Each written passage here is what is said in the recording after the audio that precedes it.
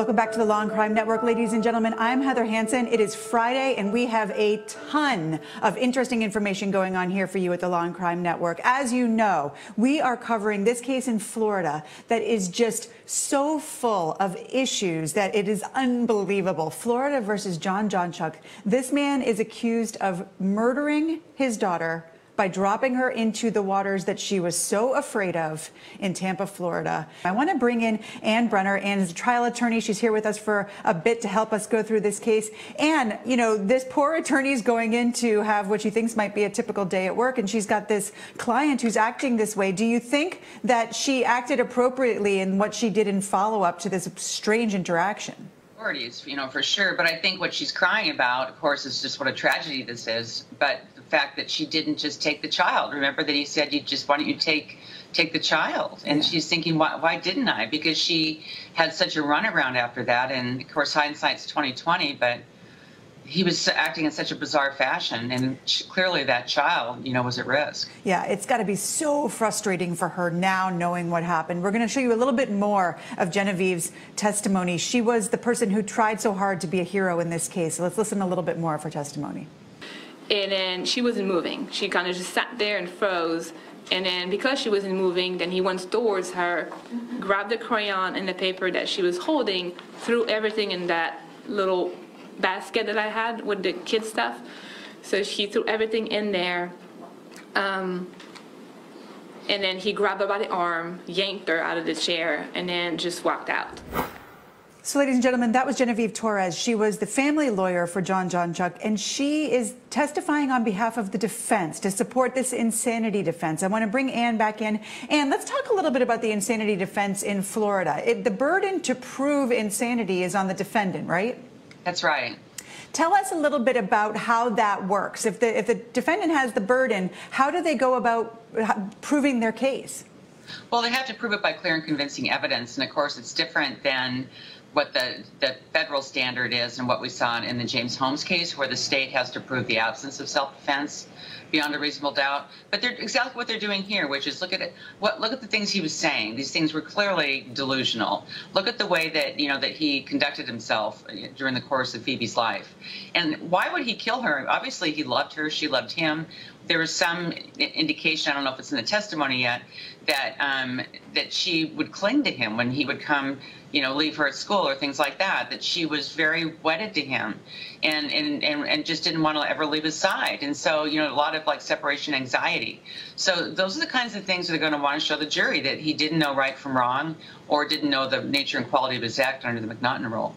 Yeah, it's a tough call for the jury to make. Ladies and gentlemen, I want to show you the prosecution's cross-examination of this witness, and then we'll come back for a little bit more discussion. And then that's when you write back and you set up the appointment for January 6th. Yes, correct. And when you met with him on January 6th, you said you met around 10 a.m., right? Correct. And what was his concern when you met with him on the 6th? He just wanted to file as soon as possible. He was afraid that Michelle was going to come back. Michelle, meaning Phoebe's mom, was going to come back and take Phoebe away from him. He had a dinner over the Christmas break. He mentioned that he met her and her fiance or boyfriend at the time at their house and had dinner. And then as a result of that, it didn't go well. It didn't go well. He was afraid for Phoebe's safety. He didn't want Phoebe to go live with Michelle and her new boyfriend. He was very concerned about the boyfriend, the fiance. He said that he had a long rap sheet, a lot of violent, that's his word, a lot of violent crime. And I don't know that, I didn't look it up yet at that point. But he's saying it has a long criminal history, and that he saw weapons at the house, and that Guy Kisser told him things that made him really, really concerned about Phoebe's safety if she would live there. So he needed to move fast. He was hiding Phoebe at that point too. She wasn't going to school. She hadn't gone to school a couple of days, he said, 2 or 3 days, because he was afraid that Michelle would come to the school and take her, because he knew that she could. So that is some of the testimony of Genevieve Torres. And you know, this whole issue of beyond a reasonable doubt, and that is the criminal standard. And then in the civil cases, we have preponderance of the evidence. But here, clear and convincing evidence. Do you think that the jury really understands what that means? Or do you think that they ultimately go by a gut feeling as to whether or not this guy was insane? I think the latter. And I wanted to correct one thing I said. You know, the federal standard changed after the John Hinckley, right. That case, you know, goes that well. And the fact is that in the federal system, you know, now you've got what you have in Florida. I mean, similar, which is the defense bears the burden, not the prosecution, because it's so hard for a prosecutor to show beyond a reasonable doubt that somebody is sane. Right. I mean, it would be hard even for me. I'm just saying it's just hard to prove that beyond a reasonable doubt that somebody is clearly sane. But I think it's a good thing. I think they're going to look and see, you know, do we think he was just completely crazy and that he didn't know what he was doing? But when I was a prosecutor, we used to say, you know, he wasn't holding up like a telephone pole with a banana. I mean, that's kind of what you look for in insanity. So we would exaggerate what the requirements are for insanity. And I think that's what the state has to do here, because he clearly has issues. He had such, you know, a history of violence and bizarre behavior. I mean, all those booking photos and all the places he's lived and all the strange things he's done.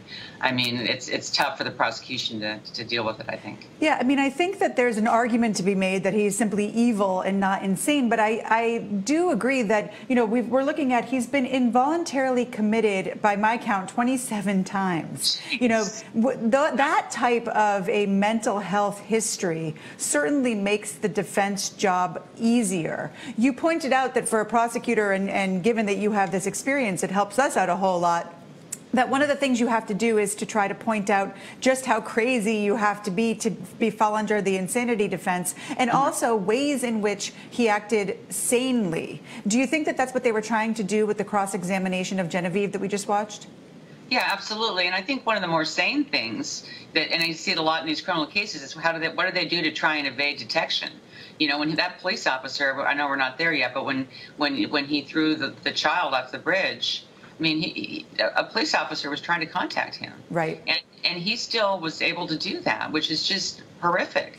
But he evaded at least the police intervention and did what he wanted to do. Right. He knew enough to get away, which is certainly a little bit helpful for the prosecution. All right, ladies and gentlemen, there's plenty to come. We'll be back live in that courtroom the minute that it goes live. We're going to take you to a quick break, and we'll be right back.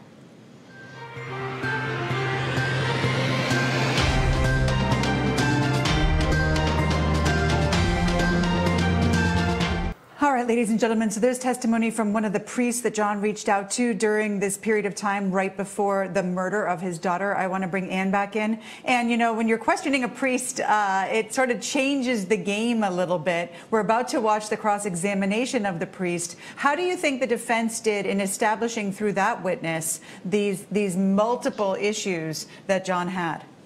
I think they did a really nice job. I mean, this is a priest. He's a very appropriate demeanor. He's engaging, and you know, he went through this whole litany about, are you the Pope, not the Pope, you know, and said the baptism. I mean, I thought it was very compelling. Yeah, I agree. I think he's got a very nice way about him. Let's see, ladies and gentlemen, if that nice way lasted through cross-examination. We're going to play you a piece of that right now.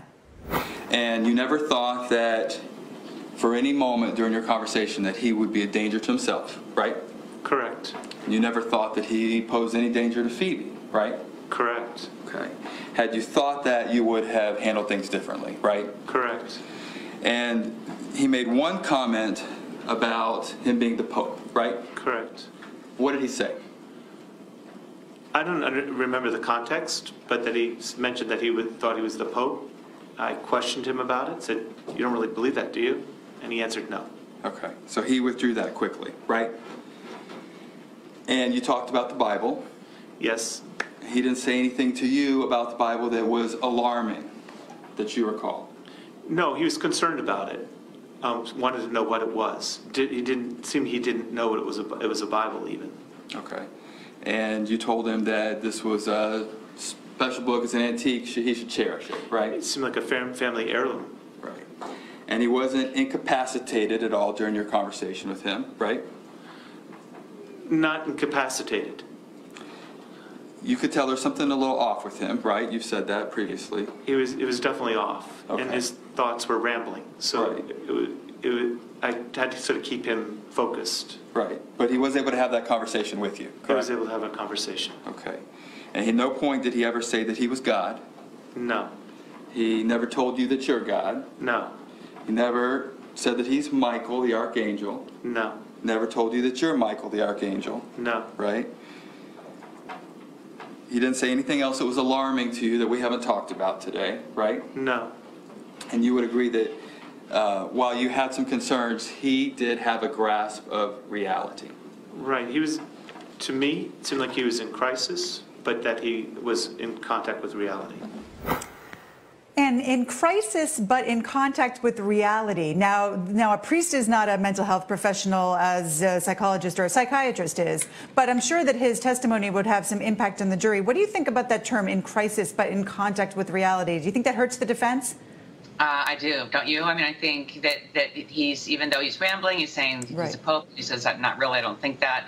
That being in touch with reality. I mean, the whole test in McNaughton is, in my state, it's and. You know, you didn't know the nature and quality of your act, and you didn't know right from wrong. In Florida, it's or. So, didn't know the nature and quality of your act, you know, well, he was in touch with reality from this very credible witness. Yeah, I couldn't agree with you more. I mean, it's such a fine line in this case as between insanity or evil. And when you've got a witness who's as credible as this saying that he thought he was in touch with reality, it actually, you know, for a little bit in the prosecution's cross-examination when he's like, well, you know, other than saying that he needed an exorcism and that he thought he was the Pope and all of these crazy things, was he acting crazy? I was a little worried for them. But that last bit really helped them out a whole lot, didn't it? It did, absolutely. I mean, and you listen to that and you say, yeah, well, the jury, you know, the thing is such a horrific thing that he did to Phoebe, just horrible. I mean, just reading that whole article that was in I think it was the Tampa Bay News, the lengthy, I've never read anything, I've rarely read anything that was so heartbreaking about what happened to that little girl. And so if I was on this jury, you know, and I heard all those facts, I wouldn't want to let him go. Yeah, no doubt about it. I think that's what a lot of us are feeling. All right, ladies and gentlemen, we're going to take you to a quick break. When we get back, we'll have more on this disturbing case.